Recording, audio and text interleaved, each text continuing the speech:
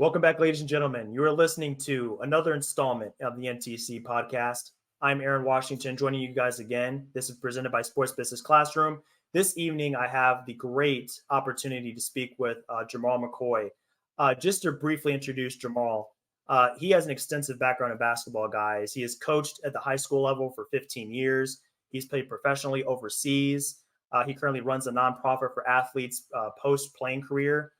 So he's done a little bit of everything. And I think the experience of having Jermal in here for everybody is going to be really insightful because he has a unique perspective to offer on the game of basketball, just because he's seen and done so much over the years. And it's going to be really interesting to get his take on a few different things as it pertains to today's game of basketball. We're going to start from youth basketball. We're going to go on up. We're going to talk NBA. We're going to talk international. So it's going to be a really fun time. Jermal, appreciate you, man. I love having the opportunity to chop it up with you again. It's been a hot minute. But glad you joined the podcast, man. Should be a good time. Thanks for having me, Aaron. I really appreciate the invitation and ready to make it happen. Absolutely. Definitely. So just a little bit of background for everybody. Me and Jermal actually met last year at a youth basketball clinic. A couple of guys, along with Jermal, were running a clinic for youth basketball coaches. So they were giving them some tips and tricks in order to just kind of catapult their experience, coaching youth basketball. And like I said, Jermal, you got the experience, running with the kids and in your background and everything. So you had a unique perspective to offer back then. But it's good to be able to get back. You got your background, man. We're doing our thing over here in NTC. So I think it's a really good collaboration just to kind of bring those two perspectives together, man. So to kind of start things off, we're going to start down at the youth ranks and we're going to work our way up just to kind of keep it simple. So to kind of start things off, man, I wanted to get your take on a relatively new scene in the world of basketball. It hasn't been around very long. I want to say probably about 3 years. It's been an avenue for youth basketball players to advance through the ranks of basketball. So as I mentioned before, you have 15 years of experience coaching varsity basketball. So I'm sure when you started, it was very cut and dry. Kids get their experience, junior varsity, work their way up, go to college, get an education. From there, it's up to them. Some make the NBA, some don't. Some go overseas.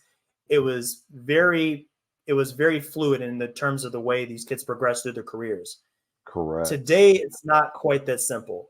We have new avenues for youth to be able to rise the ranks, get experience, get a feel for how levels played at a high level, or get a feel for how it's played at a high level. You look around. I mean, you have all these different avenues. You can make money in college now.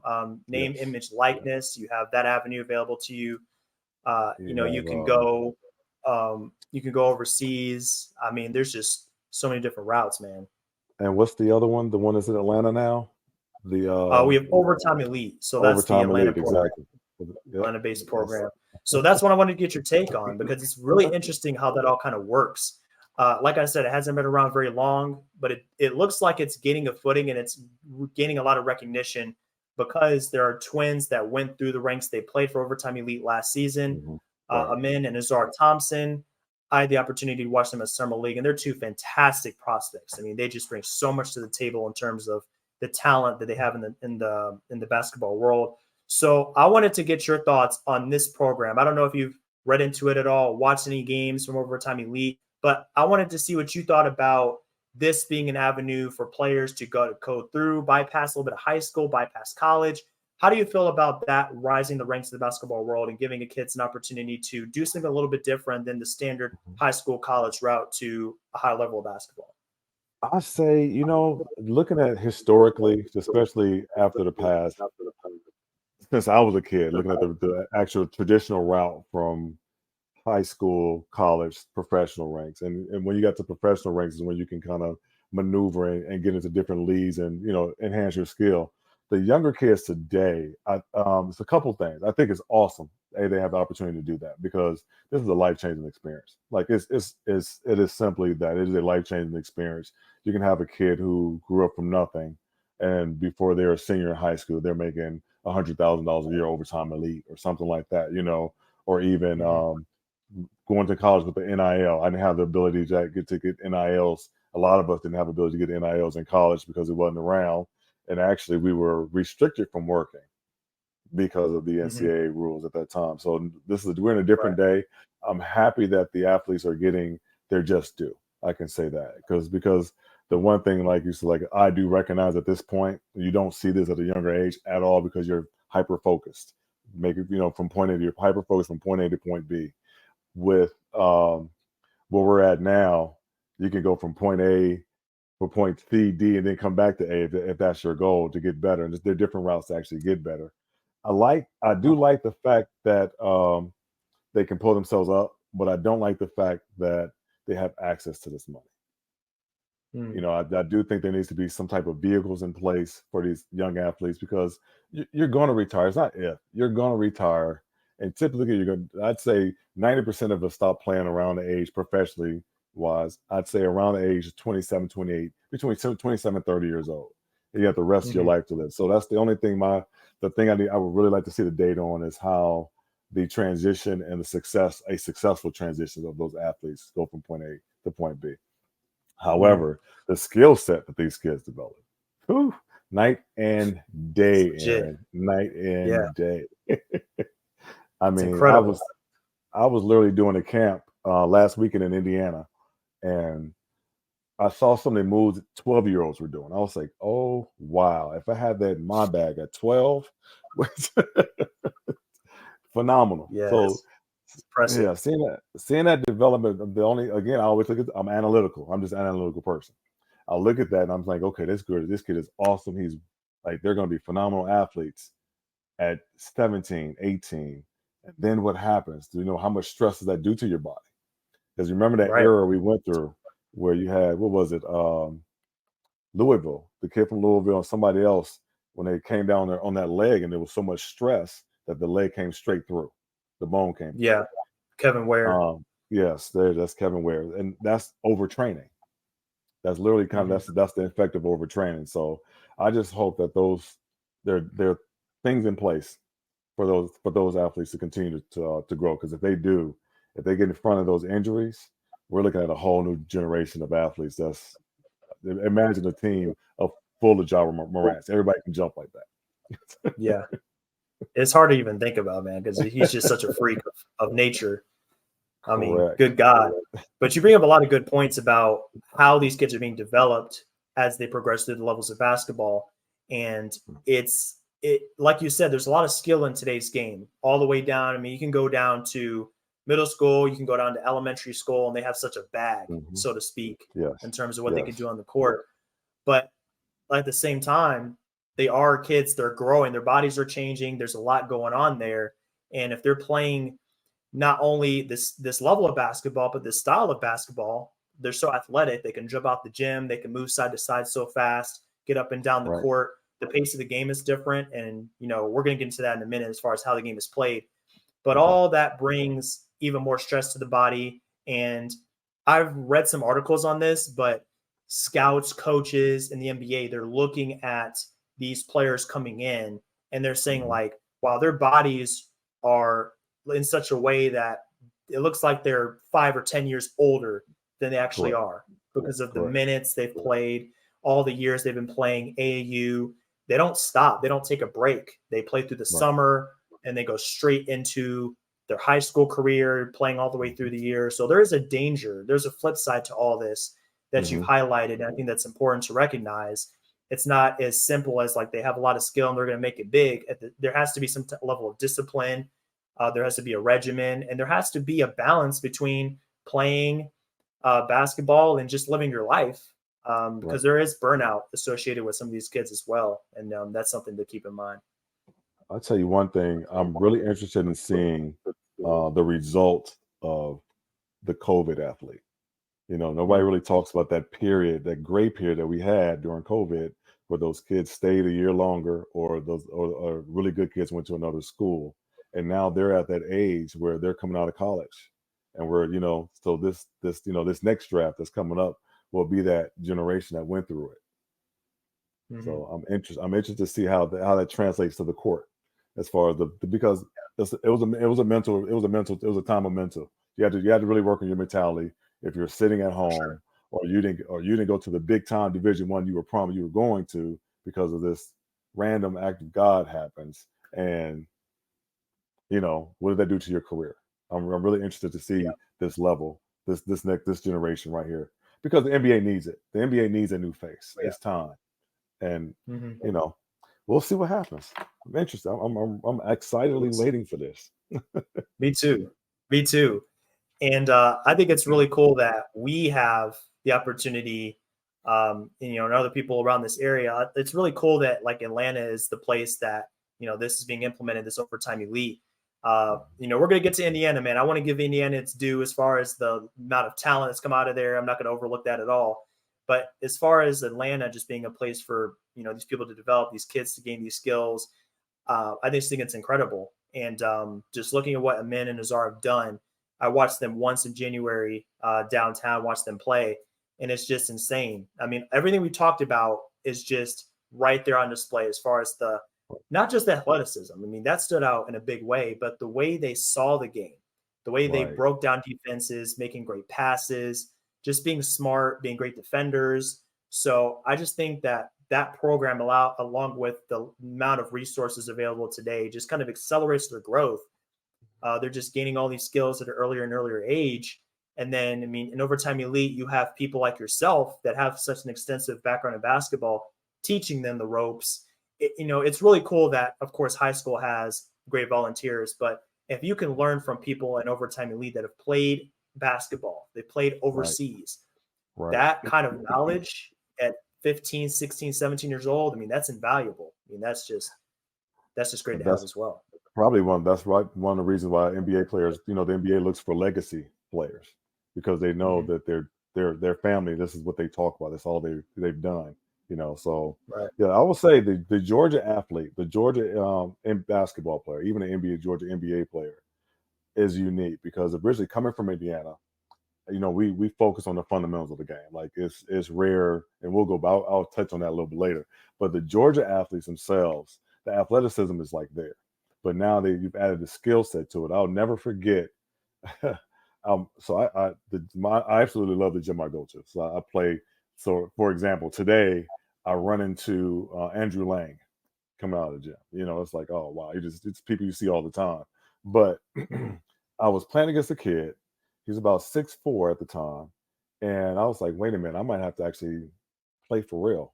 Like, I'm in this is a country club job. I actually might need to play for real for him because he's actually kind of tough. So I had to go on the bag a little bit, and then he came right back. I was like, wait a minute, all right. Uh-oh. When I got done, I asked the kid, I said, "Hey man," because I hadn't seen him in a while. He used to come to the gym all the time, and then he came out. He came back. He was in high school. I asked him, "What Mhm. college are you in?" Because he had the body of a college athlete. So I figured he was in college at Mhm. the time. He said, "Oh no, sir, I'm not in college." When I tell you his game was like Kevin Durant at 6'4", footwork, jump shot, the whole nine. Like literally, you could put them next to each other and say, "Wow." And then he said, "No, I'm going to I'll be a junior next year in high school." Wow. I had to check myself. I I said, bet "Wait a minute." I bet your jaw hit the floor. You know what I said when I walked out? I said, "This kid's going to the NBA." If I had to turn up Mm. to that when he's able to respond that way, he's going to be in the league. Guaranteed, this kid's going to be in the league. And everybody's talking noise. Why is he? He goes the first round, first pick, Anthony Mm. Edwards. So Oh, that's when wow. Anthony Edwards was actually in high school. He was in high school at the time. So I was like, "Yeah, I called that one. That was an easy call You right did. there." You So, did. Now he's but playing for Team USA, man. So, I mean, exactly, he's making it big. You turned out all right. exactly. He turned Oh, out my great, goodness. and one day Yeah. you have to get him on here and let him tell his story. Oh, He's yeah. got a good I story, would love to great hear that story. from him, man. Yeah, Absolutely. exactly. That's definitely one of our goals here is to get players like him on some locals because I mean this Georgia area. I mean there's so many. I mean Scoot, just as another example. I mean a lot of Yeah, great guys coming out of this area. So I mean it's really exciting. we were talking. I was having a conversation about that kid today. But you know what? Think about it. Even in the immediate Atlanta area, not just we're talking about Georgia as a whole, but immediate Atlanta area, you've got kids: Anthony Edwards, Jalen Brown. Yep. Um, what's the kid that played for Cleveland for a long time? Colin Sexton. Colin Sexton's Oh yeah. from the Yeah, area. Colin. Scoot, Hmm. you can go down the line with that. So, Yeah. Atlanta produces. At one point, Atlanta had the most NBA players from one area in it, Oh wow, I didn't even which is know that. very interesting. Yeah. Not surprising though. No, It's it's when you not. think about it, it's not surprising. It's not. I mean, think about Dwight Howard. You can go down a list of players that are from Georgia or from the Atlanta Hmm. area that actually Yep, went to the NBA and actually done well. sure can. It's a Yep. long list. Absolutely. So transitioning into what we've already kind of touched on here, the type of basketball that's being played today.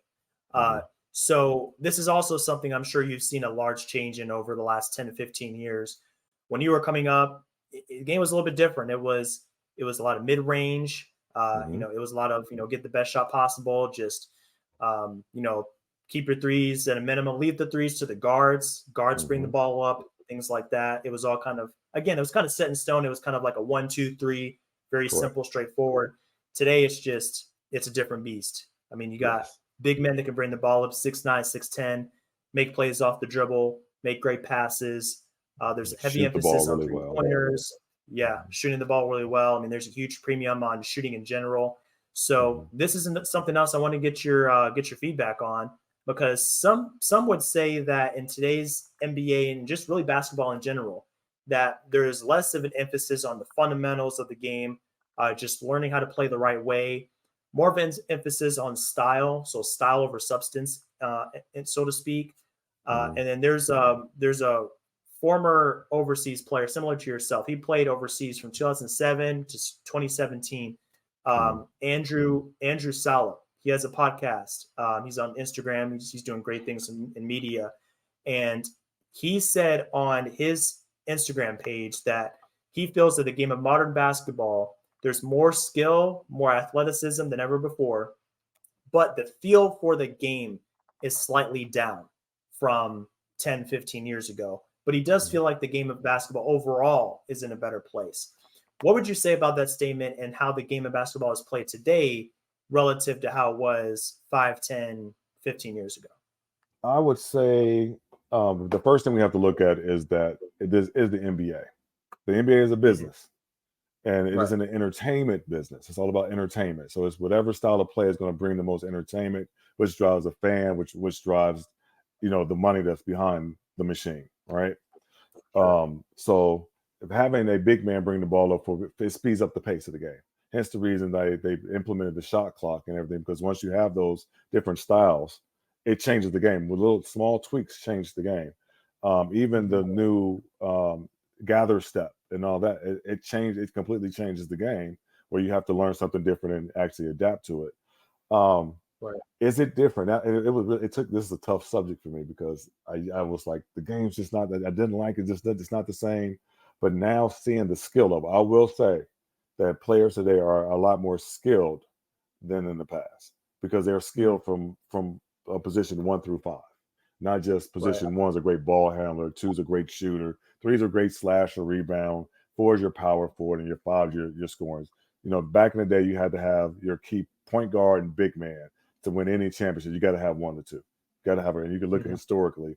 That's what it was. Now, and I can't say exactly the pinpoint of when it happened, but it happened probably during that Kobe LeBron transition when they first came in. Things shifted, and now Yep. Dirk Nowitzki came in. That shifted the whole big man roles. So, and during that time, even right before then, when you had San Antonio, who literally stayed to the traditional style of basketball. If you think about it, Tim Duncan and the general David Robinson, they stuck to that point guard. But Coach Popovich is from the region, from the Indiana, from the Indiana region, and it was Mm-hmm. successful for him. But as you see, time didn't keep up with athleticism, so things had to shift. Right. So seeing now the way the game is now, I'm excited about its future. I think that it has a lot of potential to transition into something else. The downside of that being analytical, just what it is. It's less Mm-hmm. of a team. It's less team ball. There's not as much team Yeah. play now. It's more individualized. And what can you do with your man and break your man down, and instead of actually being more team oriented. The thing about the Mm-hmm. teams is that they stuck to the positions, and you had to so you were literally the best at the post, but you weren't the best at shooting. So now it's a difference. You need to actually, you really don't post up now. There's really no back to the basket players. Maybe Lukic, the Joker, plays a little bit, but he's still more forward facing than he is, back to the basket. But Sure. I do feel like, they say there's nothing new under the sun. So I do feel like probably in the next 5 to 10 years, you'll see something revert back to a more team oriented style of basketball. No, Right. agreed. And I've heard that about the team structure, just kind of making a full circle. I've also heard that about the relative size of players going into the future, because for a while, I mean, we saw like a shift down in size. I think the Mm-hmm. Warriors were a big part of that. Yep. You saw that death lineup with Draymond at the five. That Mm-hmm. spurred other teams to kind of follow their example and bring in uh, versatility over just brute size because of this Right. emphasis on pace and space. Now you look at the landscape around the NBA. I feel like there's starting to be a little bit of a shift back towards size. You look at the Cleveland front court, Jared Allen and Evan Mobley. You look at Mm-hmm. Memphis with Jaren Jackson and Steven Adams.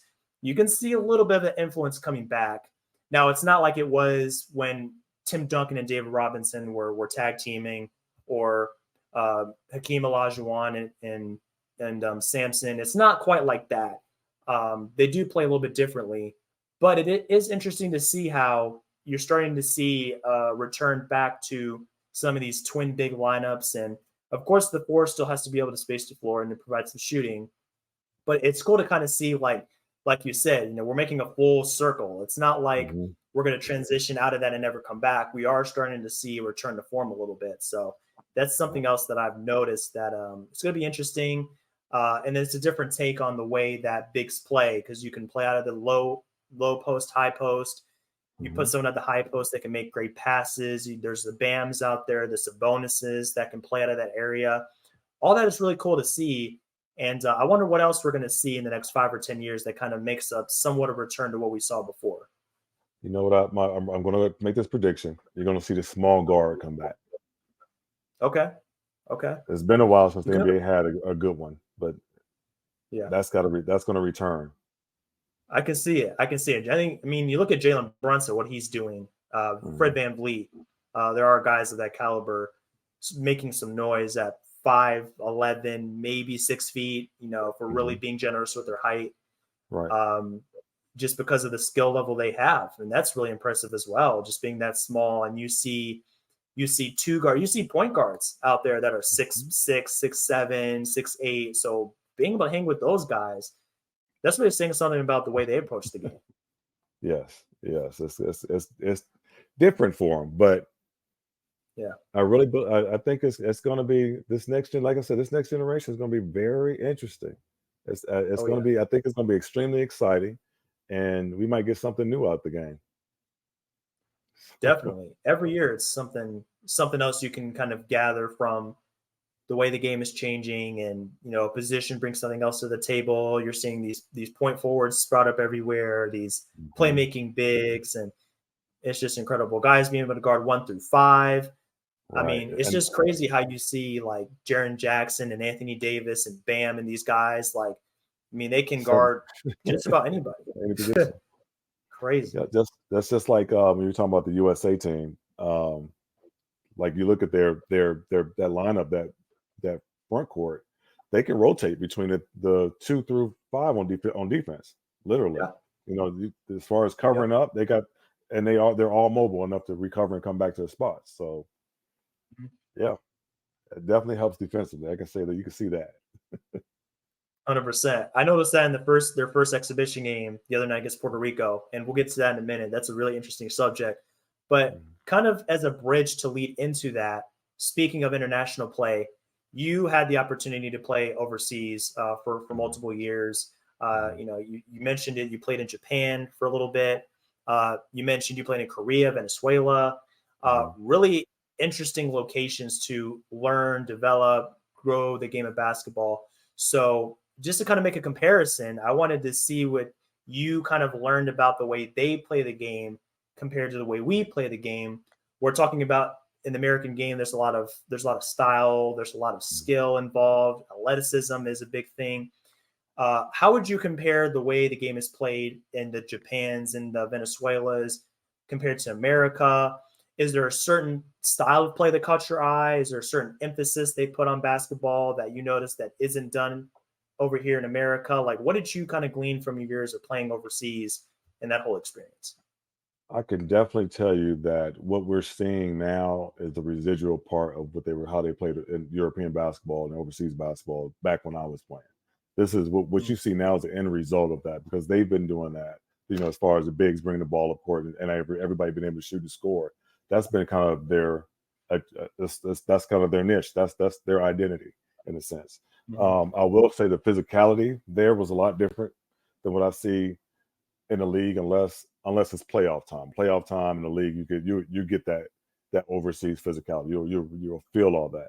But the rules changing and seeing the flair come there as well, and they're overseas. They're not as, because before, when I was there, a lot of the overseas players in other countries, they were behind us in basketball, skill wise, athleticism. We were head and heels above them. But during that next generation, with, like I said, Dirk Nowitzki's generation and all them, he came after I did. And to see the difference between just that one generation difference, the skill level was different, because they had OTE 15 years ago. They've been doing this. So this is new to us, but it's not new to them. So what we had to do now, we're trying to play catch up with their style and their play. And then just like I say this, but I just feel like when it comes to basketball in America, we hone that. And once we change, we take and we own it. We own that space, and then we bring it back. And then there's this imbalance again. And I actually think we'll see that imbalance in these games that are coming up. But because we're able to train more now. I think like the jersey behind you, Kobe Bryant set a new tone for training and amount of time we spend training. And now athletes actually take the time to hone their craft. They might spend 10 hours out the day training in the various different ways, whereas before we would go out and do 2 a days was the most you see us do. In a sense, you might do somebody that might do 3, but typically 2 a days when you're training, and before season you calm down and do one workout and go with it. But now the way it's science has brought that to the different ways of training as well. So that's why you see an enhanced athlete now. You see a more skilled athlete. So I think that the overseas observation, the observation from one to the other now is the result of the years that they put in. They've made us better. So I need to go back and actually see how they're doing it now, because I watched a friend of mine coach the game. He won a championship. You were there. You saw James Meddy. He won that championship, which was awesome this year. Yeah, for sure. But the good thing, if you watch that game and you watch the style of play, it looked like an old NBA game. If you stopped and watched, you had positional play, you had guard play, you had a mix of everything. It's like he transitioned first, and the other team wasn't able to keep up with that. So that's why I said you're going to see something different. Yeah. And the influence. Yeah, I'm glad you. Yeah. No, 100%, man. And you brought up a topic when it comes to overseas compared to America that I don't think we recognize enough. It's the fact that they had that OTE component, as far as, being able to start at a young age and getting really high level experience, from age 30. I mean, look at Ricky Rubio. He's taking a step away from basketball, focus on his mental health. He announced recently. He's been a professional. I mean, he's not even that old. He's in his early 30s. But he's been playing basketball at a high level for 20 years. Like, just thinking about that is crazy. Like, he was 13, 14 in Spain, getting this high level of basketball, playing with some of the greats, international talents, is just wild. And in the Olympics, Yep, in the Olympics. Yep. So, I mean, he's playing at a high level for a long time. A lot of these other guys that are international, I mean, they were playing together when they were teenagers, and now they're in their 30s still playing together. So they really honed that aspect of learning at a young age how to play basketball the right way, and then just gelling as a unit, playing that team basketball. Because you mentioned in the last segment that that's something that's being lost a little bit in the way that we're playing basketball because of all the talent. It's the individual game, breaking your own man down. I mean, they don't play like that as far as I understand. Right. They work the ball around. I mean, that's how they beat us in international competition in 04. And you've seen these other years where we just couldn't stack up, even though we had the talent. Yep. They just knew each other so well that kind of broke us down. Yep. So that's a good point as well. Yep. It's interesting, but we have to understand on this side of the ocean is that team is going to keep you successful in the long run. And it's easier to build around that team concept when you're building a roster, because if you're going up and just talent, at some point the degree of talent drops off, and it drops tremendously. So you have to, the future is now. Yeah. 100%, man. And I feel like that's a great time to get into our team specifically, talking about the World Cup and USA team. You alluded to this a little bit earlier, but I mean, you mentioned that this USA roster can rotate 2 through 5 defensively because everybody is of a similar size, 6'5", 6'6", 6'7", pretty flexible, versatile, can guard in the perimeter. And you look at the way the roster is constructed, like I'll say this, looking at this roster, I bet most people looking at this roster back when it was announced, I think like a month or so ago, they saw this roster and just said to themselves, like, this is our World Cup team. Like, there's no LeBron, there's no KD, there's no Curry, there's no Kawhi. But if you think about it, the way it was constructed, it was those guys knew what they were doing when they put this team together. Because you look at Paolo, he can play the 5. But he can bring the ball down to 6'10", 255. I mean, like, the way he can play the game like that. Bridges, being able to pretty much guard just about anybody on the court, space the floor. He can bring the ball up. Just about every person on this roster, except maybe Walker Kessler or Bobby Portis, can bring the ball up, initiate the offense, guard almost every position. They can all shoot. They can all defend. They can all handle.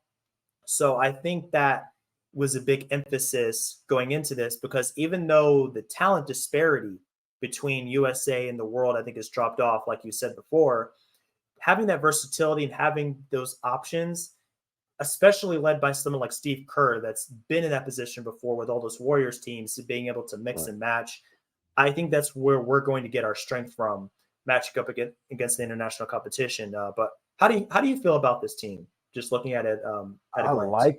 I like the team, and I like the fact that, like you said, almost anybody can bring the ball. So that means a rebound is an immediate offensive transition. Immediate, right? Even with Portis, he can actually at least rebound, put it down a couple of times and kick the ball ahead. It's only one thing I don't like about the team. One thing, I need to see who's going to step up and lead, who's going to be the leader on the floor general. And then 2, my most concerning would be the guard play. Look at the roster, and you see you got Jalen Brunson, you got Austin Reeves, and Tyrese Halliburton. The question is, if let's say Jalen gets hurt, now what? Yeah, you're be in stuck trouble with, a little bit. right? Like, Tyrese is going to run the show, and who's going to back up Tyrese?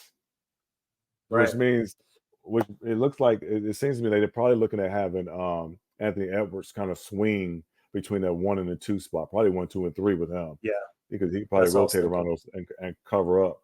But that's still a hard loss to lose a point guard at any point. So that's my only reservation. I think it's good that they don't have the big names on the team, because now they can play more like a team, because that's where they got beat at. So now let's play more of a team basketball, which I just like to see how they gel. I want to see them play more so they can see that gel happening, because they complement each other so well. They just have to recognize, like Brandon Ingram, like, everybody's long on that team. You think about the length, the arm length of everybody on that team. So I like that. I like that Steve Kerr has focused as a defensive focus, because if you think about the Bills, that's why I'm looking at the Bills, a player, long arms, equal hands in the passer lane, easy steals, easy transition buckets, right? And he's not looking to do the whole Steph Curry come across the line shooting threes either. I can see that. This is a well thought out team, and I really want to see them reach that full potential. Yeah, I got the same opinion honestly of this team. It was a very smartly put together, very Hmm. purposeful Methodical, construction. right? Yeah, very methodical. Like you can see they put their brains together, and not Hmm. only the versatility, but I think something else I noticed with this team is the fact that I mean, Jamal, if you look at this team as far as the personalities, I don't think Mm, you're going to find one person on this team that has that a coach would have anything bad to say about them as far as the mm. way they work with their teammates, their coachability, their That's right. adaptability. They all have really good reputations. Like Jalen Brunson. Like, have you ever heard anybody say anything negative about Jalen Brunson and his character? N- No, but you know what, Aaron? You got to think about this though. Somebody has to be a bad guy. There's got Yeah, to be one player to push when times get hard. If everybody's yeah. nice, somebody's got to step up and be that enforcer. I think Portis is that one.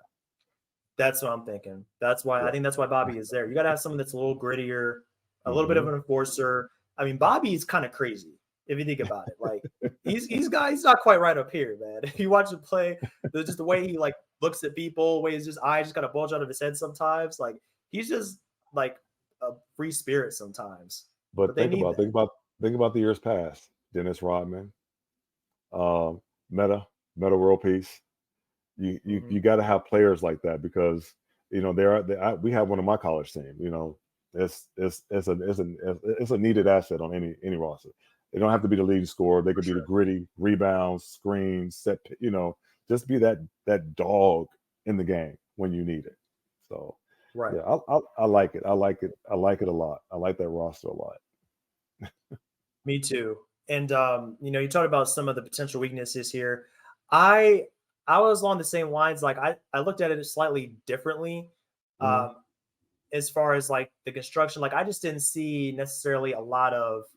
And I wouldn't say it's the talent necessarily that's a problem, but it's the guys that haven't really been on the stage before. The Mhm. experience component, like you don't see guys that have played in a World Cup before, played in Olympics before. All these guys are pretty fresh. Maybe they played when they were younger, like they played when they were in high school. They did one of those USA teams, but they haven't played US on this stage before while they've been in the NBA. And a Mhm. lot of these guys are young. Like Halliburton is pretty young. Edwards is pretty young. Walker Kessler just finished his rookie season. So, I mean, the age of these guys is pretty young. So, I don't know how that might affect them when it comes to, let's say it's the semifinals and it's a 2 point game. There's 2 minutes left. Like, how are they going to deal with that kind of adversity that you might run into if you play in a really experienced team? If you're playing a Spain, you're playing a Germany, when the game gets really tight, like, how are they going to deal with that kind of pressure? That's just something I thought about when it comes to the way this roster is put together. So, I don't know. I How do would you feel about that? say I'll say that even with the selection of guard play, right? They are hungry enough to be there, but shy enough not to go out there and just go gun happy and just shoot every possession. Right. So For you want sure. to have that aggressiveness without thinking like I'm Isaiah Thomas. I shoot every time I get on the floor. I'm good just for my name. That's the one thing about this roster is that nobody's a superstar, and they all have to go out there and prove themselves. And Hmm. that part alone will separate the U.S. from anybody else because when you're playing Europeans, and it's just about anybody, they know you're on the stage. They know who you are. They watch you play the whole nine. However, when they see you, they want to challenge you, and you're looking like, man, come on, please, you're not even on my level. Now, these particular NBA players can't say they're not going to say that. They're going to go out there, they're going to play, they're going to be hungry, and they're going to show you you're not on my level. It's not something they're going to talk about. They're going to do it, and Do it. Yeah. it should be a sight to see because as long as they keep their heads together and don't get beside themselves from the success they're going to have, I think they'll make a very dominant run. Not even just a nice one, but a For sure. dominant run at it. And we haven't seen that in a while. We've been waiting for that for a long time now. We need a dominant. Yes, these aren't close games. We need to open this up. Puerto Rico would have been a close game because I mean, hey, and athletes, just athletic, great league they have out there as well. But the Hmm. athleticism, the skill set has always been there. They're still they might not be like on the North American land, but they're still part of America. So they still get the That's benefit true. of all the lessons and the That's learn, true. and they have access to all the athletes to learn everything they need to learn. Yep. Yeah, I would 100% love to see Puerto Rico kind of make a rise and solidify their place kind of international scene. It would be cool to see because, like you said, I mean, they are, in a sense, we are on the same team. I mean, not Right. literally in the competition, but there are some ties there. Mm-hmm. So that's definitely really cool. So Jermal, to kind of start to get to the tail end of this podcast here, I want to tie back in a place that you go to a lot. I mean, just going to just thinking about the state of Indiana and how it Okay. ties into the game of basketball as a whole. We have Tyrese Halliburton that represents Indiana with the Indiana Pacers. Mm-hmm. The Pacers have a lot of great young talent, but the state of Indiana, it's really impressive, the names that have come out of there. And, just to name a few, I looked it up a little bit earlier. Darius Garland coming out of Indiana, Desmond Bain coming out of that area, Jaden Ivey, Eric Gordon is a Mm-hmm. huge one. I mean, he made waves in Indiana when he was in high school. Just one of the great players to come out of there, still in the NBA today. I mean, his longevity is really, really impressive. But I wanted to present this question to you to kind of get your brain thinking a little bit, go back a little bit in history, looking at the players that have come out of that area, a hotbed for talent, one of the just meccas of basketball in Indiana. Thinking back, this can be recent players, this can be guys farther down the line.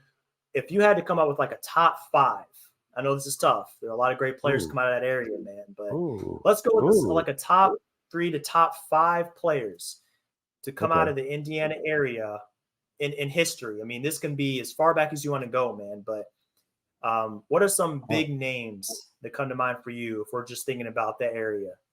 Let's say Isaiah Thomas, Indiana University. Let's go with Sean Kemp. Mm-hmm. We can go Glenn Robinson. It's a good one. We can definitely go big dog. All right, so you said Garland, Darius Garland, right? Mm-hmm. Love Darius Garland. You know who I like better than Darius Garland? Who's that? His father, Winston Garland. Okay. Going back a little bit. I like it. He played in the NBA. He was, he gave me a lesson I'll never forget when I played. So at the park, literally at the park playing. So, I mean, you can't go without saying Larry Bird. Let's just be real. That's just obvious. That's obvious. And man, going down that list, I'm thinking about just from the region itself, like just that and Gary, Hammond, Chicago areas as well, all in there. And I'll say another one that kind of gets underrated. You never really heard much about because he was in the league for a little bit, and then he played overseas after that. But his NBA career should have been longer than what he played at. Is Beast from Chicago, Keywan Garris. He was the second all-time leading scorer at the University of Illinois. I don't know if you remember him, but all from that area in that region. So my top 5, I'll go back with Sean Kemp, Glenn Robinson, Larry Bird, Isaiah Thomas, and I need a good 2 guard. Eric Gordon? I would see having Eric Gordon and Isaiah Thomas on the floor together would be ridiculous, right? That's true. It'd be a little bit of liability there. It'd be a liability on defensively. It'd be a liability. Defensively, but exactly. Well, my 2 would be Winston Garland. I'll go back. Okay. I like that, man. That's a really good 5, man. Winston Garland. I wasn't even aware of that connection there with Darius's father, but that is pretty cool. Who did he? Do you remember who he played with when he spent some time in the league? I don't know, but we're one Google away from knowing that. I'm sure we can figure it out in about a few seconds here. But yeah, I definitely like that inclusion, man. And just, obviously he had a really solid impact on Darius, man, because just watching Darius's game since he's been in the league, I mean, he's already made an all-star team. He's had some huge games, and that's another one of these small guards coming in that we talked about before. Just 6'1", somewhere in that area. Doesn't have a lot of size. I mean, he may be 190 as far as his weight, something like that. But I mean, he's just his touch is on point. His shot, he's got a really deep range on that 3-pointer. His handle, I will say, I think he's one of the top 10 players in the league when it comes to just that tight handle, just being able to navigate those tight spaces is just Mm-hmm. it's And money. create out of them. And create out of those tight spaces. That's the one thing I always tell players. It means it's great. You make a great move. Now, how do you finish? $1 Right. million move, 10-cent shot. Everybody's heard that. So seeing them, his handles is tightly knitted. That's what I call it. Yeah. It's very tightly knitted, man. I mean, Yeah. all them drills over the years, working with his dad and everybody else, have definitely paid Mhm. dividends because he can finish to that floater, man. Like, amongst the trees, it doesn't Yep. phase him. He's ready But to. then He's ready to. it goes back to what we talked about earlier. It goes back to the legacy. When you can be Yeah. taught by Yeah. better players, you become a better player. Exactly. Learn from the best. That's Yeah. how it goes. I'll give you one more name, man. That's not widely talked about. He's kind of forgotten a little bit. I didn't even know he was from Indiana until I did a quick search on this. Mhm. Zach Randolph. Oh yeah, because he played at Ball State, right? Yeah, I think so. yeah, Yep. because he played But with he's one of those like, Bonzi Wells. oh yeah. That's another good one. I mean, we could just keep Yeah. digging, man. Yeah. Like you're like, oh, just great players out of every which way, man. I love it. Got a great history in Indiana, man. That's really cool to see.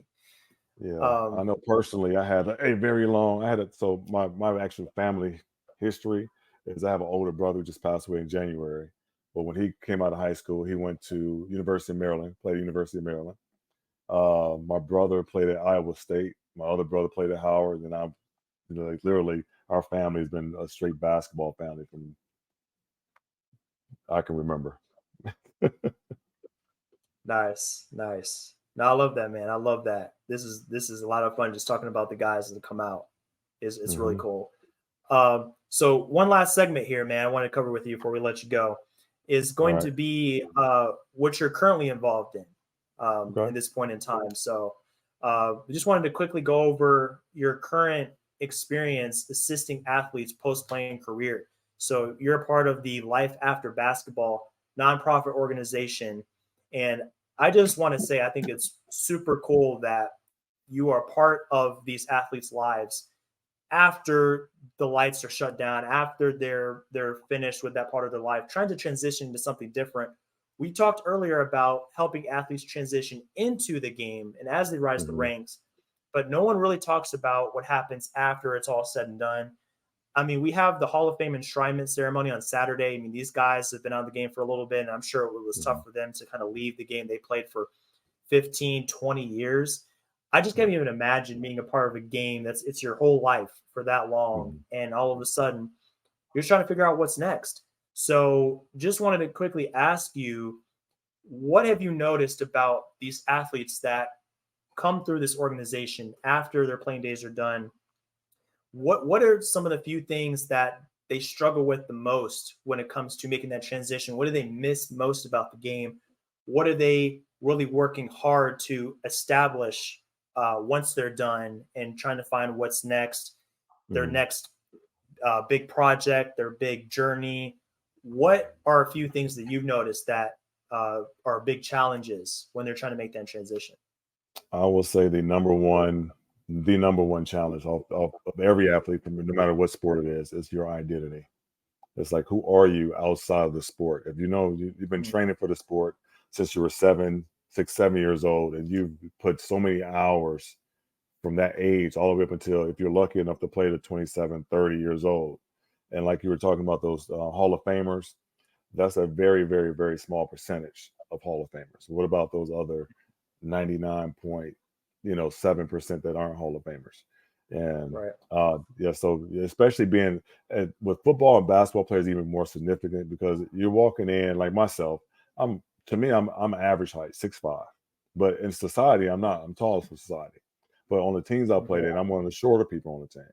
So my teammates who Right. are 6'9", 6'10", 6'7", and they're no longer basketball players. How do you describe who you are when the first thing they see is height and they immediately equate you to the sport? So that identity is something that you really have to establish once they finish. And then another big topic is your relationships. because when you're not that high profile athlete, you're no longer, even if people that got married during that time period, let's think it's say 85% divorce rate once a player stops playing. If his marriage drops, Wow. that's the chance of surviving, not surviving. Because you're a different person. And then your spouse who's used to you being on the road and gone, now you're home all day. It's like, who are you? And I say Yeah. another huge thing that I see is diet, because you're not That's a good burning, you don't have to consume 2 and 3, like 4,000 calories a day. You're because you're working out at that point, but when you're done playing, you're not working out, you're still consuming 4,000 calories a day. That's why you see a lot of athletes who are overweight and they have a lot of health issues 5 or 10 years after they finish playing, and they're one. huge when they get done. So um, a lot of fundamental building people back up, because the whole time you've had a coach, as an athlete, you had a coach from the time you started until the day it ended. The day it ended in your life, you think everything ended. And from that moment on, you're always chasing that, I'm gonna call it that endorphins, that high of winning a championship or of having a great game or having a shooting night, 100% shooting night.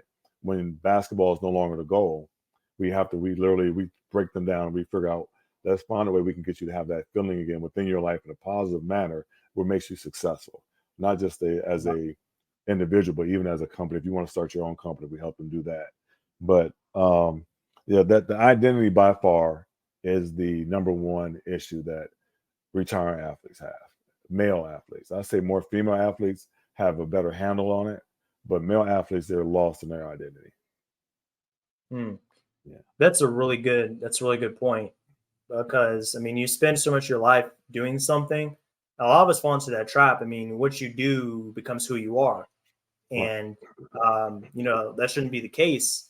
When it comes to forming an identity, it should be deeper than that. But Mhm. but yeah, I'm sure it's a really tough thing to shake.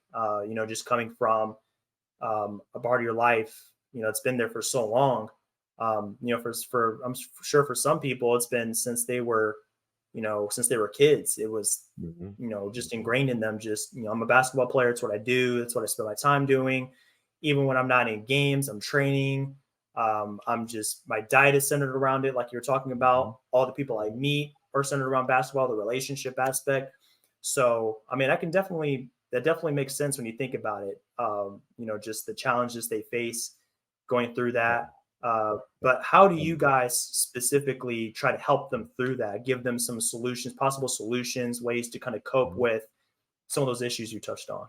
So we actually based on 4 pillars. First one is counseling. We always have to start with some counseling. You need to know as an athlete where you need help at. Then we do our connections, because as an athlete, whether you're in college or professional, a lot of people don't realize this. In college, you're in a separate dorm. You're separated from society in a sense, because college is a microcosm of society. You're separated. Mhm. You're treated differently the whole time, and then you can't make those connections that everybody else has in college. You're not around the normal everyday college person or the CEO's sons, or that network is not there. And then even professionally, you're still shielded from most of the public, and you're only around other athletes. And like you said, you are who you hang with in a sense. And if those athletes are falling off, or they're not of the right mind frame or mindset, then you're falling to that trap as well. So we have counseling, connections, and then we always pull in community service. Always do community service, because I always feel like if you want to receive, you have to give first. You know, and with our community service, we get them involved with youth programs, let them go speak to different AAU teams or schools. So we love to take former athletes and actually try to train them on how to speak publicly. Now you have another viable option, and people can use you can endorse products. Now you can do commercials from a different vantage point.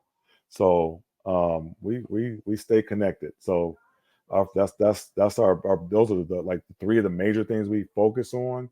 But between the counseling is hands down the number one thing that we lean our hat on, definitely. But our Gotcha. organization literally helps. We help all athletes. We don't just limit to basketball. Everybody thinks it's basketball because they see me out as a face for it most of the time. But we have a lot of Mhm. NFL, former NFL athletes, college NFL, soccer, baseball is another, and tennis is another avenue.